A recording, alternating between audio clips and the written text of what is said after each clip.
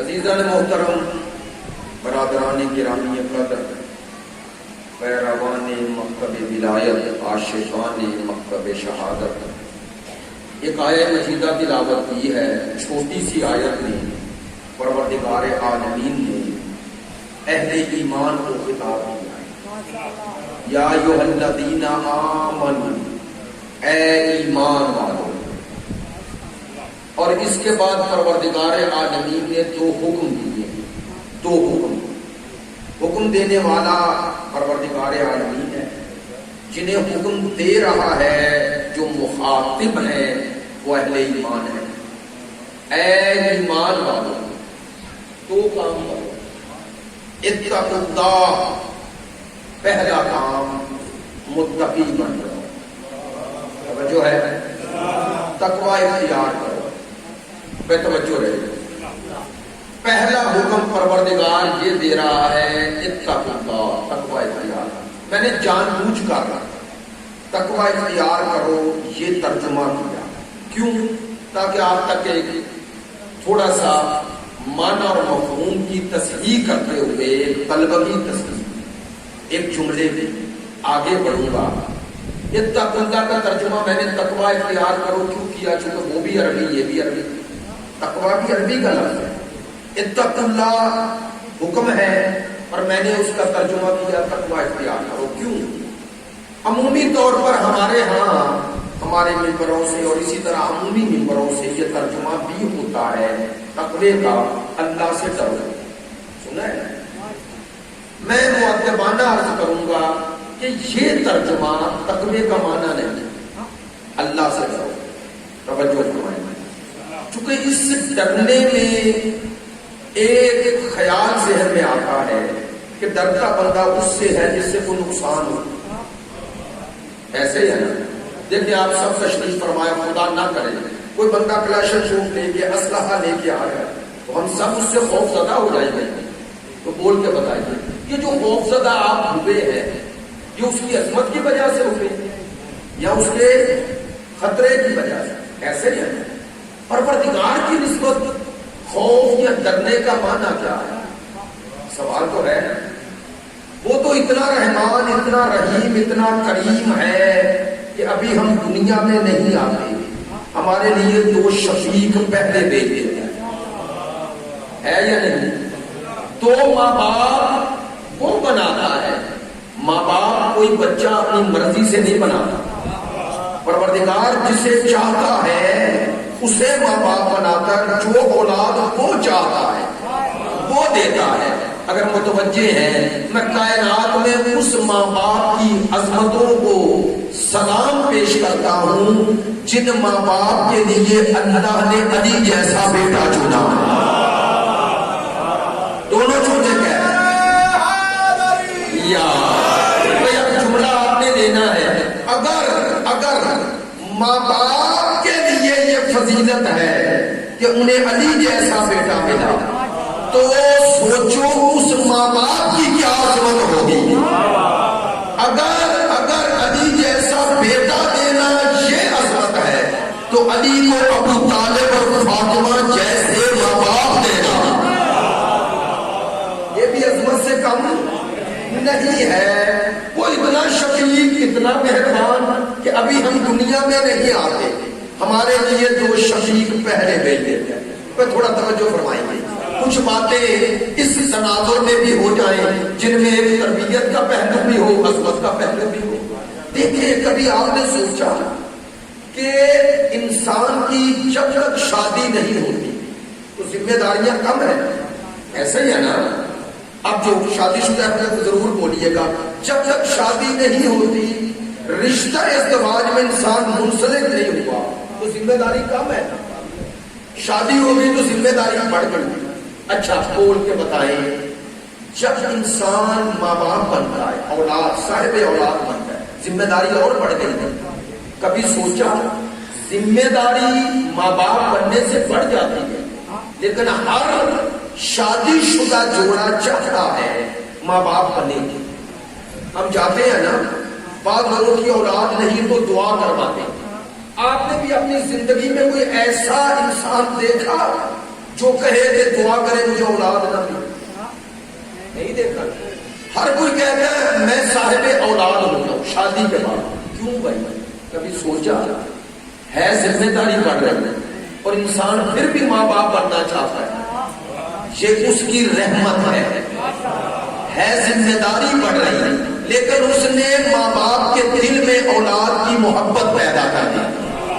بات ذرا تھوڑی سی تحقیق اگر توجہ فرمائی تو کتنا رحمان و رحیم ہے کہ ہمارے آنے سے پہلے ہمارے آنے کا ایسا اہتمام کیا ہے کہ جن کے گھر میں آ رہے ہیں وہ ماں باپ بوجھ نہیں سمجھ رہے ہیں، اسے سعادت سمجھ رہے ہیں۔ بھائی حقیقت میں تو ہر انسان ماں باپ کے ذریعے آیا نا، سوائے حضرت آدم و حوا کے، وہ ایک الگ موضوع ہے، توجہ فرمائے۔ تو اللہ کی اس سے بڑی رحمت کیا کہ ماں باپ بوجھ نہیں اولاد کو سمجھ رہے، اسے اپنے لیے سعادت سمجھتے ہیں، اور انہی ماں باپ میں ماں کی عظمت اور بڑھ جاتی ہے۔ کیسے بڑھ جاتی ہے؟ دیکھیں انسان دنیا میں آیا تو سارے آزاد لے کے آیا، پہ توجہ رہے گی، باتیں تھوڑی سی اس حوالے سے بھی سن لیں تاکہ ہمارے لیے دونوں پہلو ساتھ ساتھ چلیں۔ انسان اس دنیا میں آتا ہے، ہاتھ پاؤں آنکھیں کان اعضائے جسم لے کے آتا ہے۔ اب کوئی بچہ ہے جو پہلے دن آتے ہی ان اعضاء سے کوئی کام لے سکے؟ بولیے، لے سکتا کام؟ نہیں لے سکتا نا۔ ہاتھ ہے، کوئی شے اٹھا نہیں سکتا، آنکھیں ہیں دور تک دیکھ نہیں سکتا، زبان ہے بول، قدم ہے چل۔ تو پروردگار نے یہ سارے اعضاء دیے، لیکن آتے ہی ان اعضاء کو کام پہ نہیں لگایا۔ تو کہہ سکتا ہوں نا اعضاء دیے لیکن ایک عرصے تک بیکار رہے، ایسا ہی ہے نا، بیکار رہے۔ یا اللہ تو نے ان اعضاء کو دے کر 1 سال 2 سال بیکار کیوں رکھا؟ کہا تاکہ تمہیں سمجھاؤں تیرے نہیں میرے ہیں۔ بڑی مہربانی، میں توجہ فرما رہے ہیں، میں سب کا شکر گزار ہوں۔ باتیں میں کوئی ایسی کر رہا ہوں جس میں عموماً توجہ نہیں ہوتی، لیکن آپ متوجہ ہیں، مجھے خوشی ہے۔ توجہ فرمائیں گا تو بات بڑی لطیف آپ تک پہنچاؤں گا۔ آزاد دے دیے، بیکار کر دیے، کیوں؟ تاکہ تمہیں احساس رہے تیرے نہیں میرے ہیں۔ کہا جب میں نہ چاہوں تو دے بھی دوں کسی کام کے نہیں ہے۔ کہا جب ان اعضاء میں اب طاقت آ جائے، قوت آ جائے، قدرت آ جائے تو انہیں اپنی مرضی سے استعمال نہ کرنا، جہاں میں چاہوں وہاں استعمال کرنا۔ بہت شکریہ، جزاک اللہ۔ لیکن اب سارے اعضاء ہیں، اب بچہ دنیا میں آ گیا تو بچے کا معنی انسان آیا ہے، دنیا میں اللہ کی مخلوق آئی تو زندہ اس میں رکھنا ہے۔ پروردگار یہ اعضاء تو دیے، ان سے کام تو کوئی لے نہیں سکتے، اور زندہ بھی تم نے رکھنا ہے، تو زندہ رکھنے کے لیے جس غذا رزق کی ضرورت ہے وہ بھی تو نے دینا ہے۔ تھوڑا توجہ فرمائیں، پروردگار تو نے اس رزق کا اہتمام و انتظام کیسا کیا؟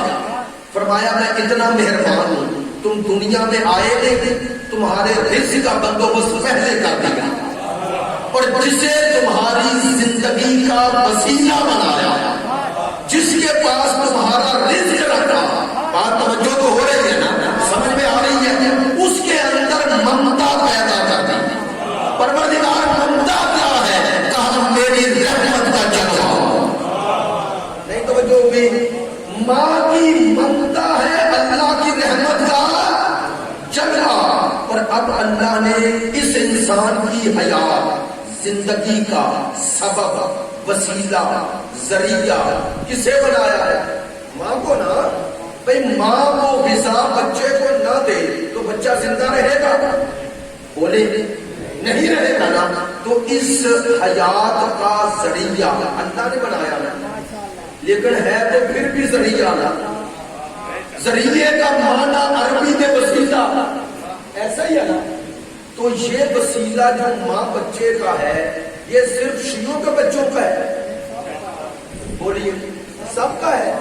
سب سے مراد ہو ان کی لیے بھی ماں ہی وسیلہ ہے جو کہتے ہیں یا اللہ بنا ہے نا. اب ان سے سوال ہے جو کہتے ہیں اللہ کے سوا کسی کو وسیلہ نہ بناؤ, انہیں پوچھو ماں کو وسیلہ نہ بنا رہے ہیں. چلے جملہ بدل دیتا ہوں, جس کے گھر میں بچہ آیا ہے اس سے پوچھو کہ تیرے بچے کی حیات کا وسیلہ تیری زوجہ ہے یا نہیں. اب کوئی مسلمان بھی ماں کو خدا کہتا ہے, بولے کہتا ہے, لیکن وسیلہ ہے یا نہیں. اچھا ماں بھی نہیں وسیلہ بھی ہے اور شرک بھی نہیں. توجہ ہو گئی, شرک بھی نہیں. تو سوال ہمارا ہے جو کہتے ہیں غیر اللہ کو وسیلہ بنانا شرک ہے, ان سے پوچھو ماں شرک کیوں نہیں. ماں کو وسیلہ بنانا شرک کیوں نہیں. پتا کو کیا جواب دے گے, کہیں یہ ماں وسیلہ ہو کر بھی شرک اس لیے نہیں کہ ماں کو وسیلہ ہم نے نہیں بنایا, اللہ نے بنایا ہے. کاش بات ہو جائے, بس پتا چل گیا جس سے اللہ وسیلہ بنائے اسے ماننا شرک نہیں, نہ ماننا شرک ہے.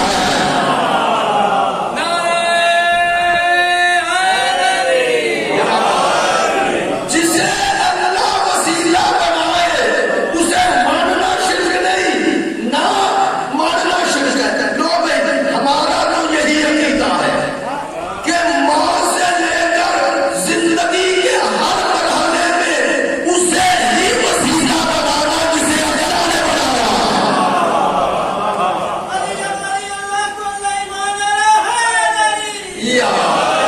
توجہ ہے میری بات سے, ماں سے لے کر اپنی زندگی کے ہر مرحلے میں اسے ہی وسیلہ بنانا جسے اللہ نے بنایا.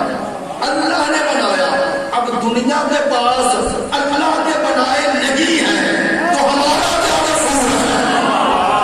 ہائے ہائے بھائی تم کہتے ہو شرک ہے شرک ہے شرک ہے, سننا میرا جملہ ضائع نہ ہو. کہتے ہیں غیر اللہ سے مدد مانگنا شرک ہے. میں شیعہ منبر پہ معمولی سا طالب علم 13 سال کم پڑھا, میں تائید کرتا ہوں, میں اس جملے کی تائید کرتا ہوں, یہ درست ہے. اس نعرے کی تائید کرو, اس نعرے کی کہ غیر اللہ سے مدد مانگنا شرک ہے. میں کہہ رہا ہوں درست ہے. آپ کو حیران ہونا چاہیے کہ میں کہہ رہا ہوں کہ غیر اللہ سے مدد مانگنا شرک ہے. بھئی یہ غیر اللہ عربی کا لفظ ہے, اس کو آسان کرو تو اس کا معنی کیا ہوگا سلیس اردو میں, جو اللہ کا غیر ہے, جو اللہ کا غیر ہے اس سے مدد مانگنا شرک ہے. میں کہہ رہا ہوں ہاں جو اللہ کا غیر ہے اس سے مدد مانگنا شرک ہے, لیکن پہلے بتاؤ تو صحیح ہم جس سے مدد مانگ رہے ہیں وہ اللہ کے غیر ہے.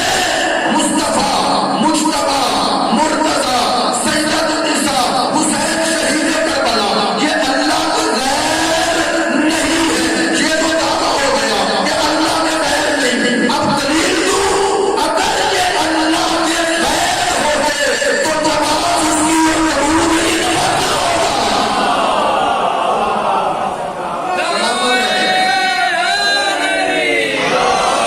بہت شکریہ بھائی, رات کے پورے 11 اور آپ اس محبت سے بیٹھے ہوئے ہیں. توجہ فرمائیں گے, توجہ فرمائیں گے. میں بالکل گاڑی سے اترا اور اس منبر پہ آ گیا, منبر پہ آ گیا. توجہ فرمائیں گے.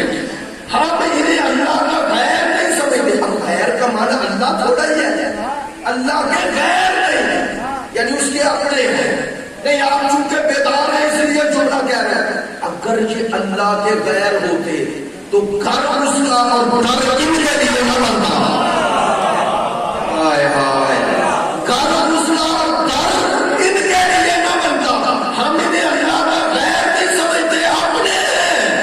اگر یہ اللہ کے اپنے نہ ہوتے تو سورہ الحمد میں اللہ صراط الذین انعمت کہتے انہیں پہچان نہ چلتا.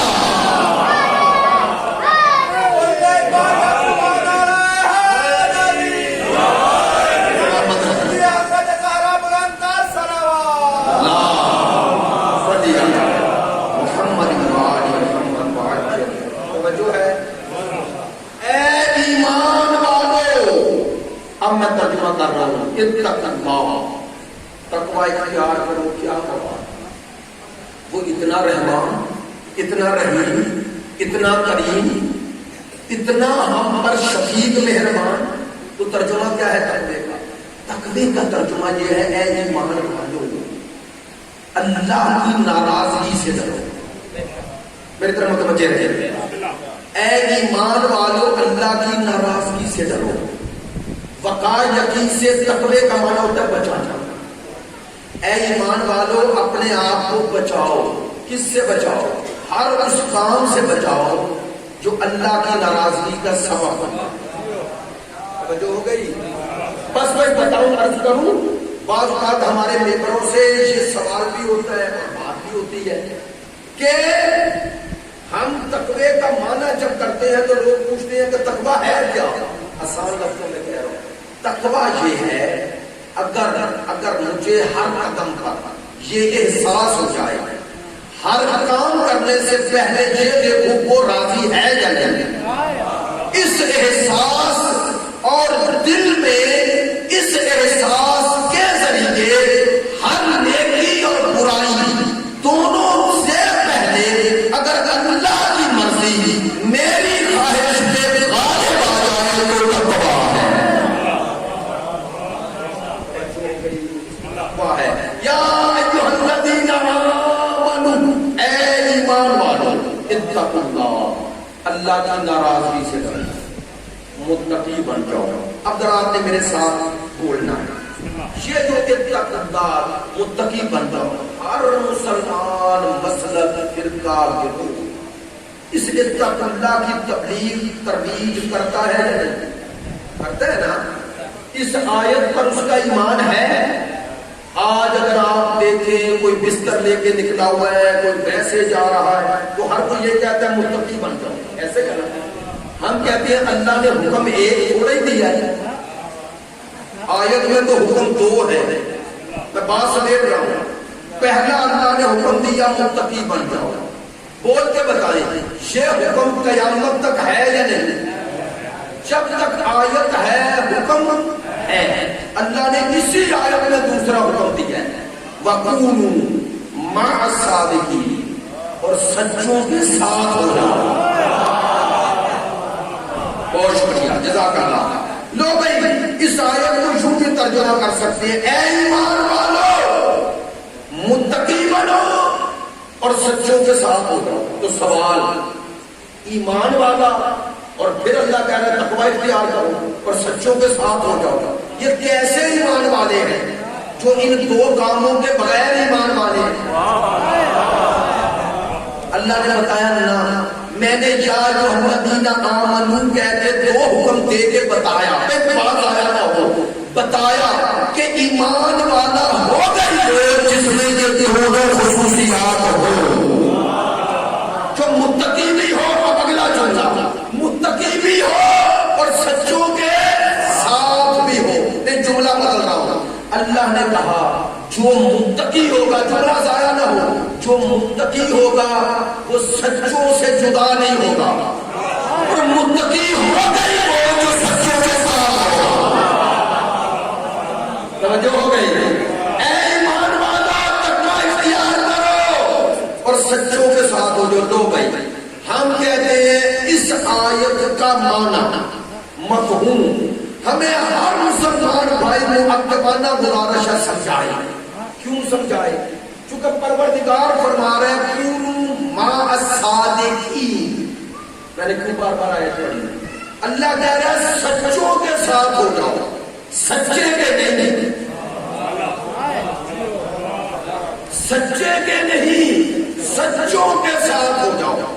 اگر پروردگار فرماتا نا جو یا ایھا الذین آمنوا اتقوا اللہ وکونوا مع الصادقین تو مسئلہ حل تھا، ہر مسلمان کے لیے حل تھا. تفسیر پڑھنے کی ضرورت ہی نہیں تھی. کیوں؟ چونکہ شیعہ ہو، سنی ہو، اہل حدیث ہو، دیوبندی ہو، کوئی ہو، بول کے بتائیں وہ سرکار کو سچا مانتا ہے یا نہیں، رسول خدا کو سچا مانتا ہے یا نہیں. اگر آیت کہتے نا مع الصادق، سچے کے ساتھ ہو جاؤ، مسئلہ حل تھا کہ بھئی سرکار کے ساتھ ہو جاؤ. اللہ نے کہا کونوا مع صادقین، سچوں کے ساتھ ہو جاؤ. نہیں، بات کو وضاحت کرنے کے لیے تاکہ بعد میں کوئی کنفیوژن نہ رہے، آپ تک بات پہنچانا چاہ رہا ہوں. بول کے بتائیے یہ جو کونوا مع صادقین ہے، جن سچوں کے ساتھ ہونا ہے، ان میں ایک مصطفیٰ ہے یا نہیں ہے؟ بلکہ سب سے پہلے کون ہے؟ مصطفیٰ، بطول کا بابا، حسنین کا نانا. لو بھائی، اگر ان میں ہر مسلمان کے نزدیک پہلا سچے سردار دو عالم ہے تو باقی بھی مصطفیٰ جیسے زندہ ہو. بات پہ توجہ ہے. ہم کہتے ہیں اگر ان میں پہلے مصطفیٰ ہیں تو باقی سچے بھی ایسے ہونے چاہیے جیسے مصطفیٰ ہیں. توجہ. اور یہ آیت آج بھی قرآن میں ہے نا؟ تو آج بھی اللہ حکم دے رہا نا سچوں کے ساتھ ہو جاؤ. نہیں توجہ ہوئی تو بس پتا چلا جب تک آیت رہے گی سچوں کی کوئی نہ کوئی ہستی رہے گی. صدق اللہ. سلامت رہو. جب تک آیت رہے گی سچوں کی کوئی نہ کوئی ہستی رہے گی. اب ہمارا سوال ہے، سرکار تو 11 ہجری میں چلے گئے، آؤ کوئی مصطفیٰ جیسا سچا آدمی دکھاؤ. توجہ بھائی، بات میں سمیٹ رہا ہوں. ایک سوال پڑھنے بلند آواز سے بچوں کو بٹھائیں، سب کی توجہ کی طرف ہو جاتا ہے. آپ میرے پر متوجہ رہیں گے. میں بس بات سمیٹ رہا ہوں تاکہ بات نتیجے تک پہنچ چکی ہے اور آپ متوجہ ہیں. 2-4 جملے کہنے ہیں. کونوا مع صادقین، سچوں کے ساتھ ہو جاؤ. 2 لفظ اہل زبان کو بڑی خوبصورتی سے سمجھ میں آئیں گے. ایک ہوتا ہے پاس ہونا، ایک ہوتا ہے ساتھ ہونا. پاس سے میری مراد وہ پاس ہونا نہیں، پاس یہ پاس قریب ہونا. ایک ہوتا ہے پاس ہونا، ایک ہوتا ہے ساتھ ہونا. دیکھیں اس مجمع میں نا اکثریت میرے ساتھ ہے، لیکن کچھ پاس ہے ساتھ نہیں. کون میرے ساتھ نہیں؟ مثلا یہ بچے یہ دوڑ رہے ہیں، کھیل رہے ہیں، یہ پاس ہیں، انہیں پتہ ہی نہیں میں کیا کہہ رہا ہوں. تو پاس ہو کے بھی ساتھ ہیں. توجہ ہے. وہ پاس ہو کے بھی ساتھ نہیں. ساتھ وہی ہوگا جسے پتا چلے یہ کون ہے. اگر میری بات سمجھ میں آ گئی تو دعا دے دے. مصطفیٰ کے بھی کچھ پاس ہے، سرکار کے بھی کچھ پاس تھے، کچھ ساتھ تھے. فرق بتاؤں، پاس اور ساتھ والوں کا فرق پتا چلتا ہی کب ہے جب اس کی آنکھ بند ہو جائے. جس کے ساتھ ہونے کا دعویٰ کر رہے ہیں، ایک چنگے عہد ہے. سرکار نے آنکھیں کھولی، سامنے علی نظر آئے. علی زخموں سے چور چور. سرکار نے پوچھا شاید ہی ہوا کیا؟ یا رسول اللہ آپ پر حملہ ہوا، آپ زخمی ہو گئے، بے ہوش ہو گئے. میں آپ کے گرد طواف کرتا رہا، پورا جسم زخموں سے چور چور. اب سرکار نے پوچھا شاید ہی آپ یہاں ہیں؟ باقی کہا چلے گئے. کہا آپ کیوں نہیں گئے؟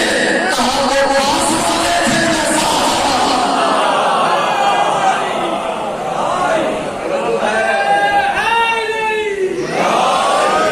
یا ایھا الذین آمنوا اتقوا اللہ وکونوا مع الصادقین. ایمان والوں سچوں کے پاس نہیں جانا، سچوں کے ساتھ رہنا ہے. ایمان والوں سچوں کے ساتھ ہو جاؤ. جو میں آج کی گفتگو سمیٹ لی، میں آپ سب کا تہہ دل سے مشکور ہوں. اللہ اپنے حق محمد و آل محمد آپ کی تمام مرادیں پوری کرے. رات کے 10:30 بجے تک انتظار کیا. اس حوالے سے توجہ فرمائیں گے. ایمان والوں سچوں کے ساتھ ہو جاؤ. سچوں کے آئیں سرکار کے حضور چلے. یا رسول اللہ، یا رسول اللہ، یہ آیت آپ پر نازل ہوئی. مفسر حقیقی بھی آپ ہیں، ہمیں بتائیں آپ تو سچے ہیں، آپ جیسے سچے کون ہیں؟ سرکار فرمائیں گے اس آیت کا مصداق معنی مفہوم میں تمہیں سمجھاؤں گا لیکن بتاؤں گا نہیں، دکھاؤں گا، اور دکھاؤں گا بھی گھر میں نہیں، چونکہ میرے گھر میں ہر کوئی نہیں آتا، میں دکھاؤں گا بھی مسجد نبوی میں نہیں، میں دکھاؤں گا تو میدان میں لے جاؤں گا تاکہ تمہیں پتا چل جائے گھر میں خود سچے بننے والے اور ہیں، میدان میں سچے۔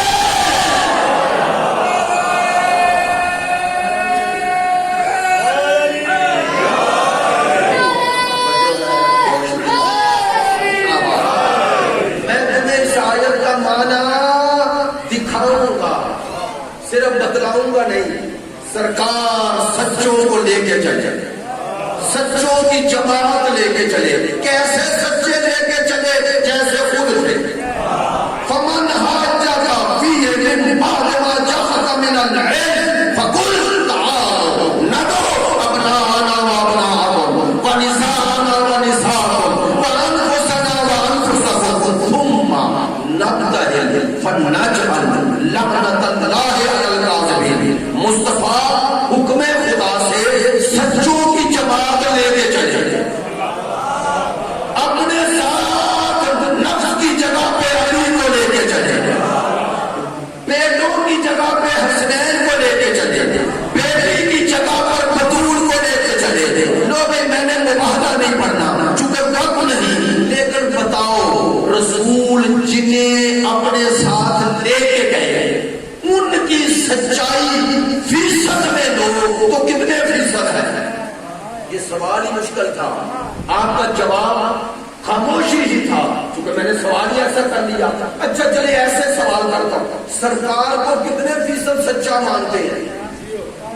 پھر آپ کا چپ رہنا بنتا ہے، چونکہ مسلمان اور فیصد سوچے، اگر فیصد میں ادھر تھوڑا سا بھی سوچا تو دین میں رہے گا، ختم نہ ہونا۔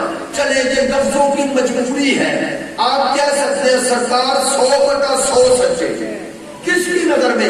آپ کی یا اللہ کی؟ اللہ کی نظر میں۔ مصطفیٰ اللہ کی نظر میں 100% سچے ہیں۔ بس خدا نے کہا اے میرا حبیب جتنا تم میری نظر میں سچا ہے نا، ساتھ بھی انہیں لے جا جو اتنے ہی سچے ہیں۔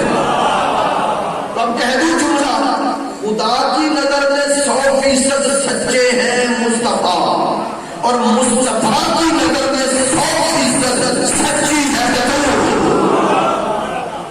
100% سچے ہیں مرتضیٰ، حسنین کریمین طیبین طاہرین۔ توجہ کرو، یہ سچوں کی جماعت، سچوں کی جماعت، سرکار نے انہی سچوں میں ایک سچے کے بارے میں فرمایا تاکہ بات اور واضح ہو جائے۔ انہی میں سے ایک سچا جسے اپنا نفس رسول بنا کے دیکھے، اس کے بارے میں فرمایا یہ کتنا سچا ہے، علی کتنے سچے ہیں میں نہیں بتا سکتا، مصطفیٰ سے پوچھو کتنے سچے۔ سرکار نے فرمایا علی المال حق والحق مالی، حق علی کے ساتھ ہے، اور علی آپ نے توجہ نہیں فرمائی، پاس نہیں، علی کے حق پاس نہیں ساتھ ہے۔ علی المال قرآن والقرآن مالی، قرآن علی کے ساتھ ہے، علی کے پاس نہیں۔ توجہ رہے گی، توجہ رہے گی، بس حق علی کے ساتھ اور علی حق کے ساتھ نہ۔ سرکار نے دستے دعا بلند کیے، اللہم اطر الحق حیث ما دار علی، یا اللہ حق کو ادھر پھیر، یا اللہ حق کو ادھر پھیر جدھر علی جائے۔ نہیں آپ نے توجہ نہیں فرمائی تو وضاحت کرنا پڑی۔ پوری دنیا ڈھونڈتی ہے حق مل جائے، اور حق ڈھونڈتا ہے علی مل جائے۔ توجہ، سرکار نے فرمایا یا اللہ حق کو ادھر پھیر جدھر علی جائے۔ کیوں فرمایا؟ سرکار دو عالم نے، فخر موجودات نے میری اور آپ کی مشکل آسان کر دی۔ آخری جملے ہیں، سرکار نے میری اور آپ کی مشکل آسان کر دی. کیا مشکل آسان کی؟ سرکار نے فرمایا میرے بعد یہ نہ ڈھونڈنا حق کہاں ہے. سرکار نے فرمایا میرے بعد یہ نہ ڈھونڈنا حق کہاں ہے. کیوں؟ فرمایا ممکن ہے تم حق ڈھونڈنے نکلو اور کوئی نہ حق کی جگہ پر بیٹھا ہو اور تم اسے ہی حق سمجھ لو. فرمایا میرے بعد یہ نہ ڈھونڈنا حق کہاں ہے، میرے بعد یہ ڈھونڈنا علی کہاں ہے. فرمایا جہاں علی نہیں ہوں گے سب کچھ ہو حق نہیں ہوگا، اور جہاں علی ہوں کچھ نہ ہو حق ہوگا.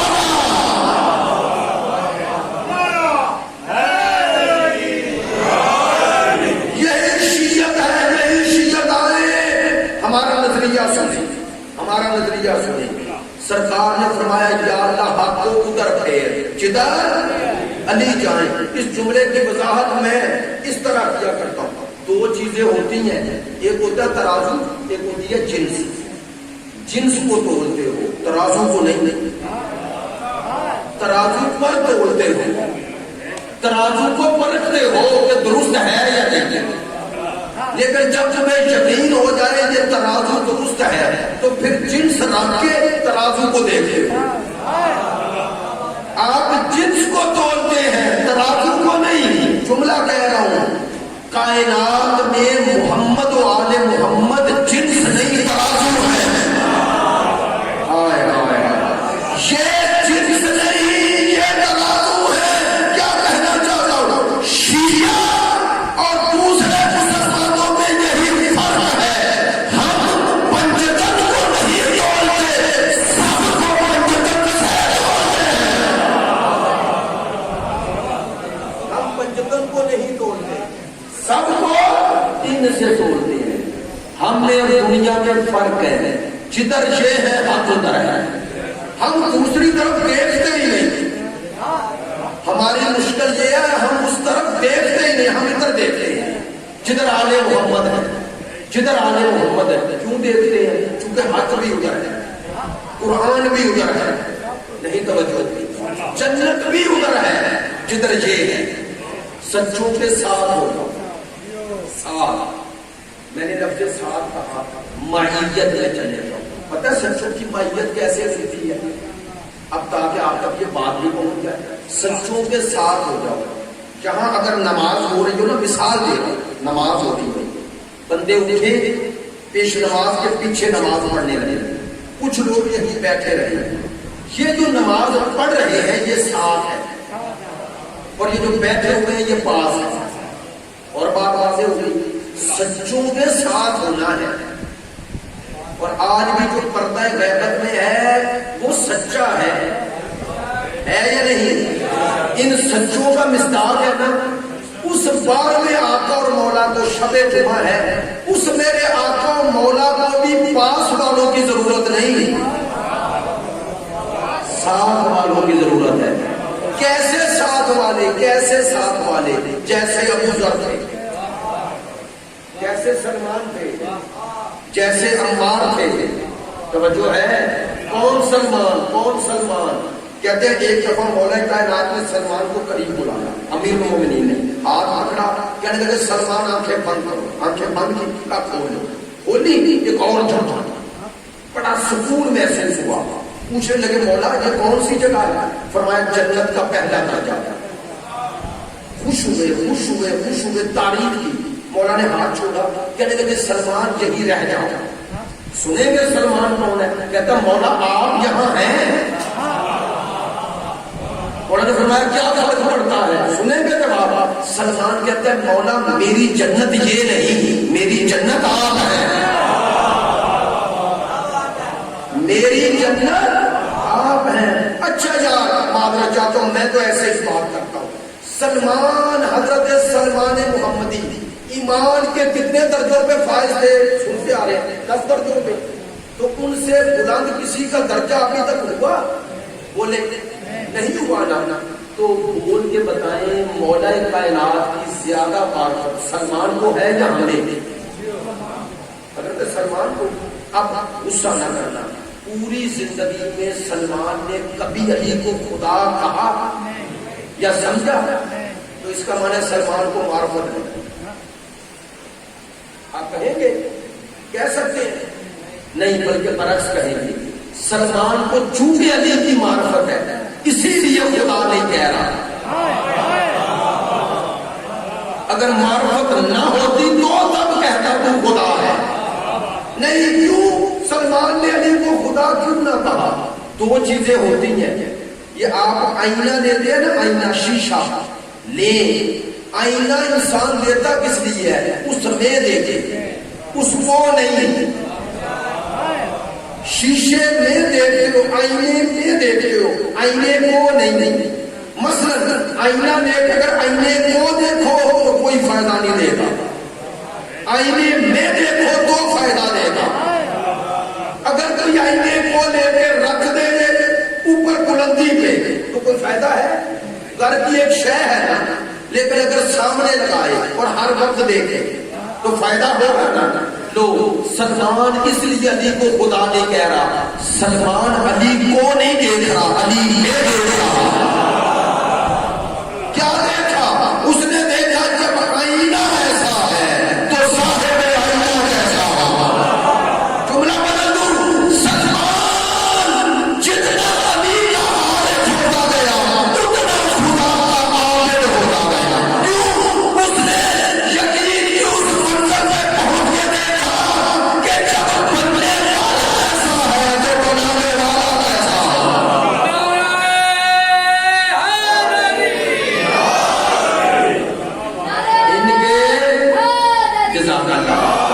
ان کے ساتھ ہو جاؤ، سچوں کے ساتھ.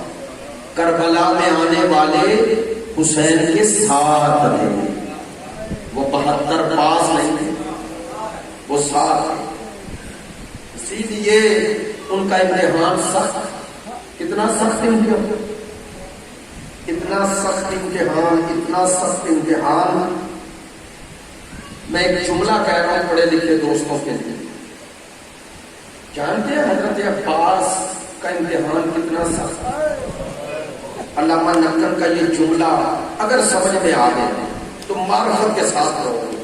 وہ فرماتے ہیں کربلا میں حسین کے بعد سب سے بڑا امتحان قبر بنی ہاشم کا ہوگا. کیسے؟ فرماتے ہیں عباس کا اس سے بڑا امتحان کیا ہوگا؟ عباس ہو اور اکبر چلا جائے. اگلا جملہ وہ کہتے ہیں اس سے بڑی عباس کی مظلومیت کیا. چلے جملہ کیوں کہتا ہے؟ جیسے انہوں نے فرمایا، فرماتے ہیں کہ بہادر کے لیے میدان جنگ میں لڑنا آسان ہوتا ہے، لیکن اگر بہادر کو تلوار نیام میں رکھ جاتا 4 سال کی پیاسی سکینہ لینے والا، لیکن پھر بھی بعض ذاکرین خطبہ پڑھ دیتے ہیں حضرت عباس نے کہا مجھے کیوں لائے؟ ہاتھ جوڑ کے کہہ رہا ہوں جس کی زندگی میں کیوں ہو اسے عباس نہیں کہتے. اور وہ بھی حسین کے مقابلے میں نانا، وہ حسین کو بھائی نہیں سمجھتے، وہ حسین کو امام سمجھتا ہے اور اپنے آپ کو اس امام کے مقابلے میں غلام سمجھتا ہے. یکم سفر کا دن گزر گیا، برادر نے خواہش کی یکم سفر کا میں نے نام لیا، شاید کچھ دوست متوجہ نہ کریں. اب مجھے وضاحت کرنی پڑے گی ایک جملے میں. 10ویں محرم کو گزرے ہوئے 20 دن ہو گئے، 20 کا مہینہ تھا، 20 دن ہو گئے. میں نے جملہ کہا ہے عاشور کو گزرے ہوئے 20 دن ہو گئے ہیں. یار کائنات میں کوئی ایسا واقعہ سنا یا دیکھا کہ 20 دن کے بعد مقتول کے رشتے دار قاتل کی عدالت میں آئے؟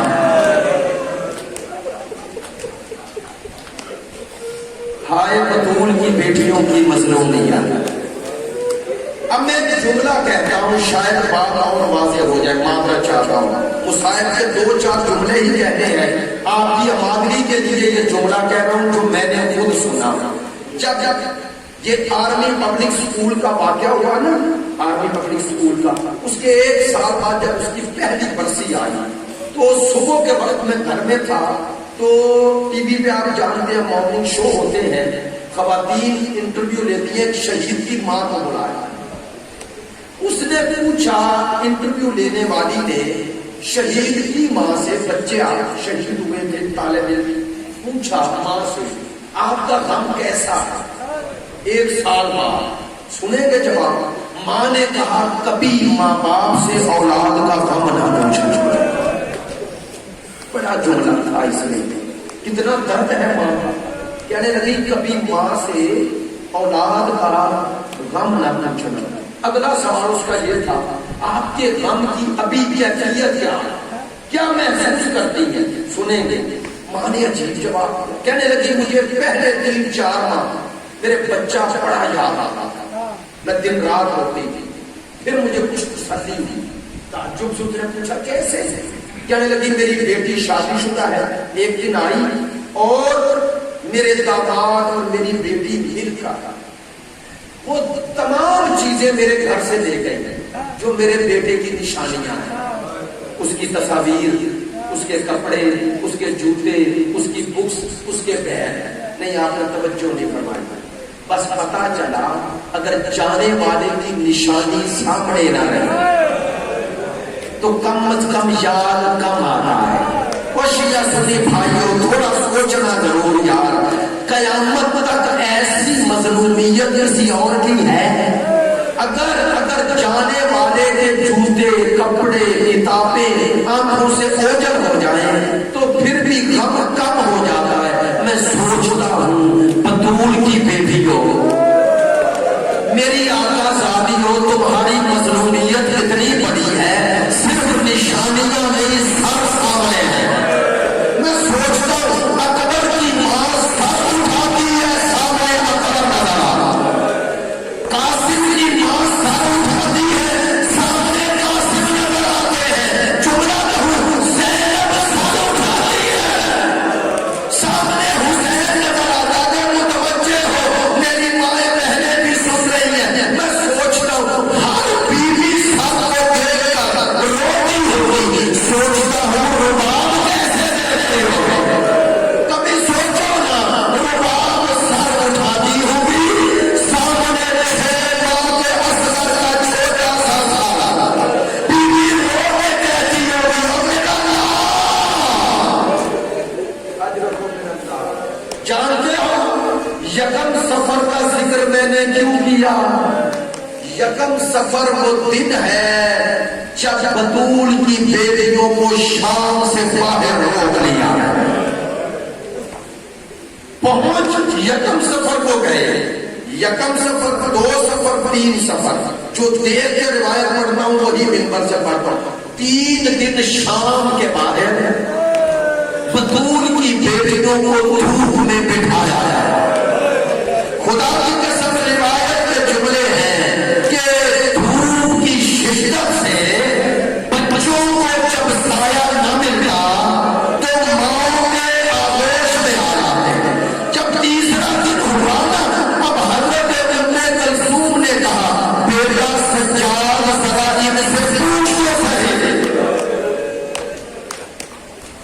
اب سید الساجدین نے عمر صاحب اور شمر سے پوچھا، بلایا، کیا ہوا، کیوں ہمیں روکا؟ سامنے تو شام کا بازار ہے، سنیں گے۔ کہنے لگا ابھی یزید کا حکم نہیں آیا۔ کہا حکم کیوں نہیں آیا؟ کہا ابھی بازار اور دربار سجے نہیں۔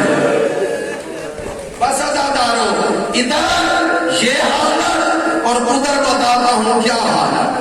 اب لوگ کہتے ہیں شیعہ صحابہ کو نہیں مانتے، آؤ میں تمہیں آج ایک صحابی کا مصائب سناتا ہوں۔ صحابی کا نام ہے حضرت سہل سعدی، سہل بن سعد یا سہل بن سعدی۔ سعدی قبیلے سے، حضرت سعد کے قبیلے سے ہے۔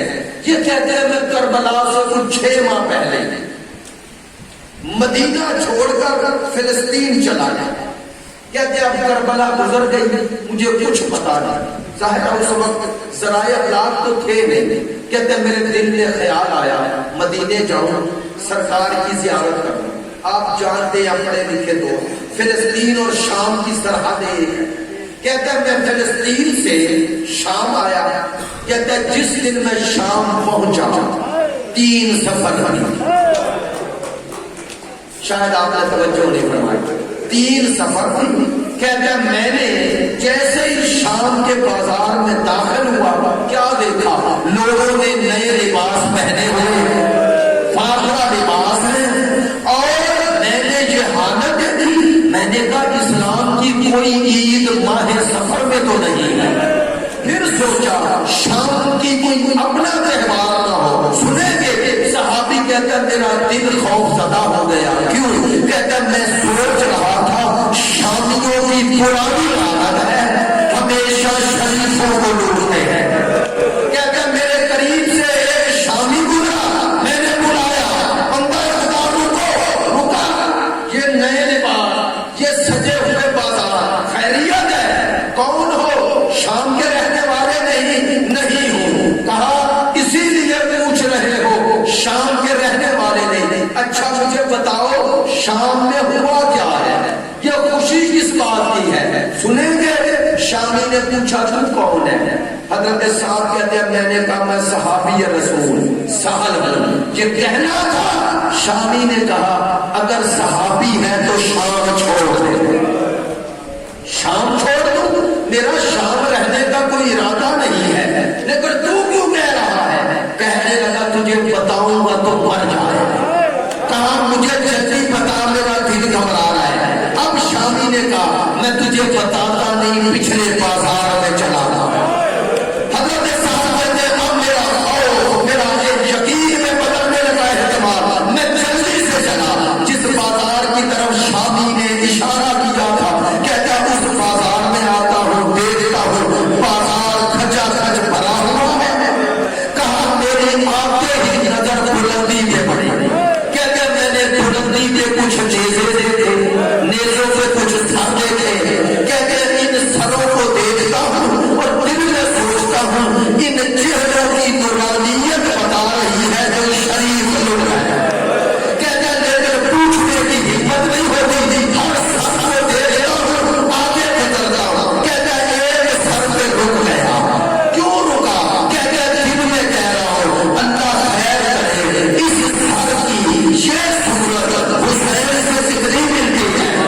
کہتا لیکن مجھے یقین نہیں آ رہا کہ حسین اور حسین کا سر اور بازار شام.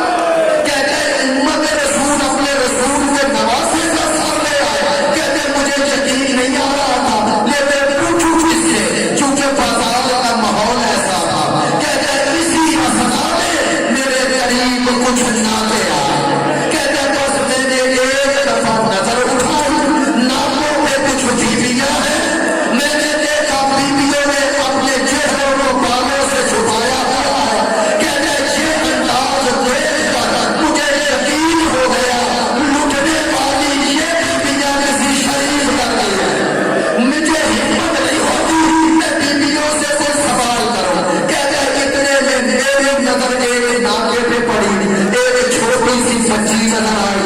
بچی کے سر پہ بال اتنے چھوٹے ہیں کہ چہرہ چھپ نہیں رہا. لیکن بچی گھبرائی ہوئی سہری ہوئی. کہتے میں قریب آیا. میں نے ناطے کے قریب کھڑے ہو گئے. بچی کی طرف دیکھا اور کہا السلام علیک یا جاریت اللہ. اے کنیز خدا میرا سلام ہو. کہتے ہیں بچی نے کہا تیرا سلام بتا رہا ہے تو شام کا رہنے والا نہیں ہے. بی بی آپ کو پتا کیسے چلا کہ میں شام کا باسی نہیں ہوں؟ سنیں گے بی بی نے کہا ہم جب سے اس بازار میں آئے ہیں یہاں ہمیں تانے ملے ہیں پتھر ملے ہیں. تو پہلا شخص ہے جس نے ادب سے سلام کیا. کہا ہاں میں شامی نہیں ہوں